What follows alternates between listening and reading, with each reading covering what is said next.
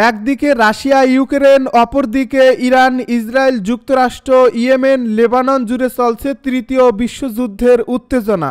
আর এরই মধ্যে আমাদের হাতে এসেছে গুরুত্বপূর্ণ আপডেট আন্তর্জাতিক সংবাদ। শুরুতেই থাকছে গাজায় একদিনেই নিহত 52, হামলা আরও জোরদার করার নির্দেশ নেতানিয়াহুর। এবারে থাকছে ফিলিস্তিনিদের সমর্থন, ইয়েমেনে ফের মার্কিন বিমান হামলা, নিহত 80 ছাড়ালো। জানিয়ে দিব ফিলিস্তিনের সতর্কতা জারি, আল আকসা মসজিদ ভাঙার পরিকল্পনা ইসরায়েলিদের।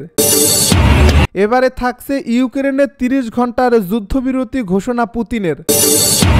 সবশেষে জানিয়ে দিব ইরানি তেলের চীনা আমদানিকারকদের উপর নিষেধাজ্ঞা যুক্তরাষ্ট্রের। শুনছিলেন হাতে পাওয়া গুরুত্বপূর্ণ আপডেট আন্তর্জাতিক সংবাদের শিরোনাম, এবারে বিস্তারিত। তবে তার আগে অনুরোধ রইল ভিডিওটিতে একটি লাইক দিন এবং কমেন্ট করে জানিয়ে দিন ভিডিও সম্পর্কে আপনার মূল্যবান মতামত। আরও জানিয়ে দিন ভিডিওটি কোথা থেকে দেখছেন বা কোন জেলা থেকে দেখছেন। গাজায় একদিনেই নিহত 52, হামলা আরও জোরদারের নির্দেশ নেতানিয়াহুর। ফিলিস্তিনের গাজায় ইসরায়েলি হামলায় গত 24 ঘন্টায় অন্তত আরও 52 ফিলিস্তিনি নিহত হয়েছেন, আহত হয়েছেন আরও অনেকে। এমন অবস্থায় গাজায় আক্রমণ আরও জোরদারের নির্দেশ দিয়েছেন ইসরায়েলের প্রধানমন্ত্রী বেনিয়ামিন নেতানিয়াহু।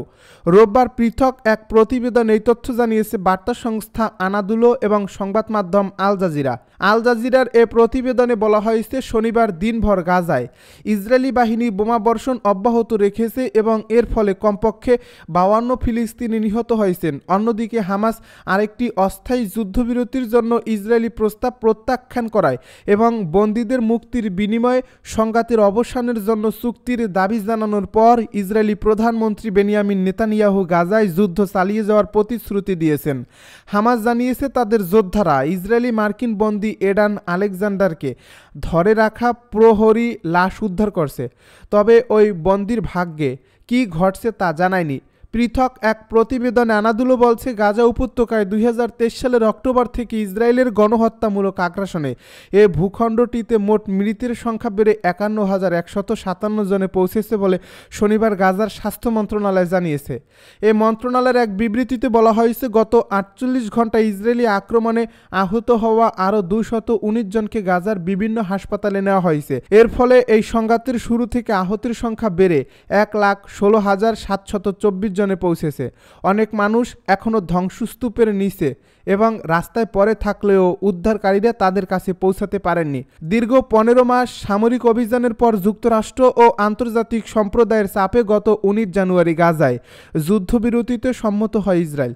তারপর প্রায় 2 মাস গাজায় কম বেশি শান্তি বজায় ছিল, কিন্তু গাজা থেকে সেনা প্রত্যাহারের প্রশ্নে হামাসের মতানৈক্যকে কেন্দ্র করে মার্চ মাসের গত সপ্তাহ থেকে ফের গাজায় বিমান হামলা শুরু করে ইসরায়েল। স্বাস্থ্য মন্ত্রণালয়ের তথ্য অনুসারে গত 18 মার্চ থেকে গাজায় নতুন করে শুরু হওয়া ইসরায়েলি বিমান হামলায় এখন পর্যন্ত 1,783 ফিলিস্তিনি নিহত এবং আরও প্রায় 4,700 জন আহত হয়েছেন। ইয়েমেনে ফের মার্কিন বিমান হামলা, নিহত 80 ছাড়ালো। ইয়েমেনের হোদেইদা প্রদেশে নতুন করে 13টি বিমান হামলা চালিয়েছে যুক্তরাষ্ট্র।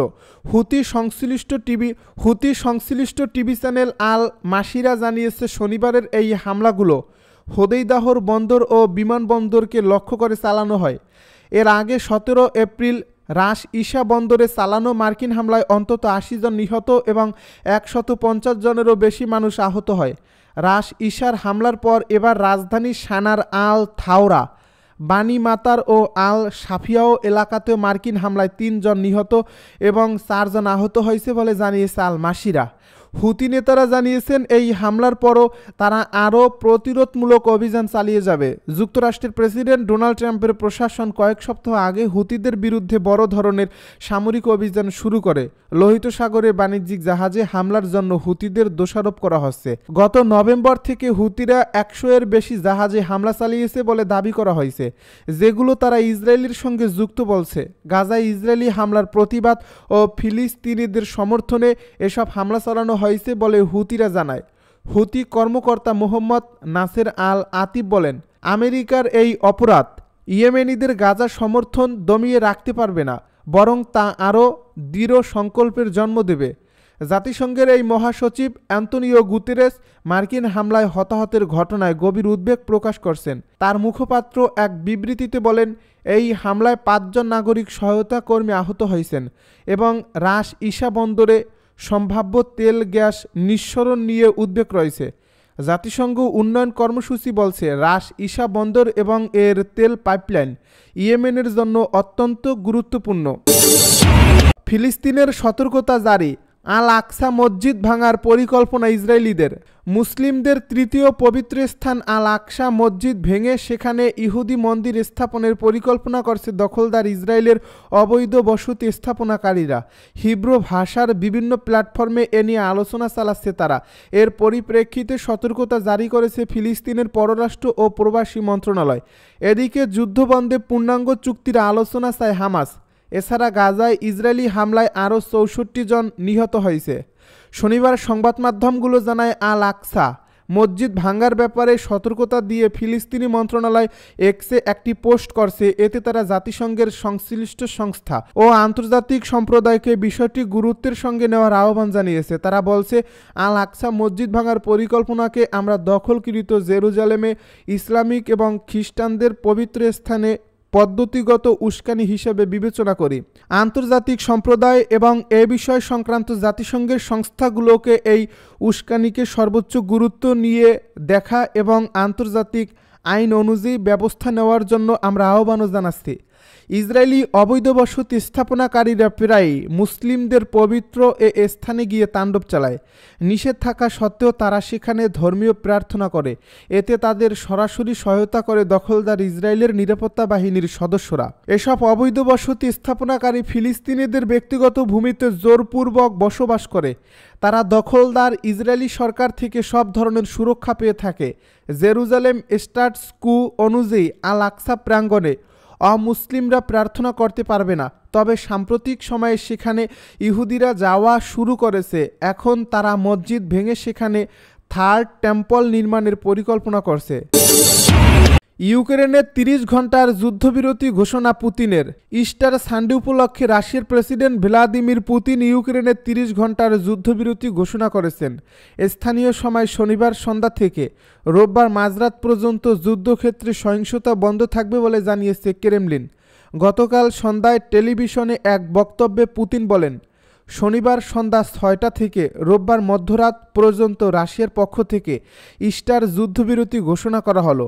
এএফপি জানায়, আজ রোববার খ্রিস্টানদের অন্যতম প্রধান ধর্মীয় উৎসব ইস্টার পালিত হবে। এই উপলক্ষে পুতিন বলেন, আমি নির্দেশ দিচ্ছি এই সময়সীমার মধ্যে সব ধরনের সামরিক কার্যক্রম বন্ধ রাখতে হবে। মানবিক বিবেচনায় এই যুদ্ধবিরতি দেওয়া হচ্ছে।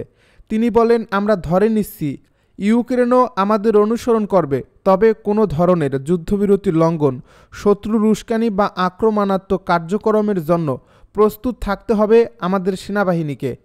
এর আগে 2022 সালের এপ্রিল মাসে ইস্টার ও 2023 সালের জানুয়ারিতে অর্থোডক্স খ্রিস্টানদের বড়দিন উপলক্ষে যুদ্ধবিরতির চেষ্টা করা হয়েছিল, তবে উভয় পক্ষ একমত না হয় তা আর বাস্তবায়ন হয়নি।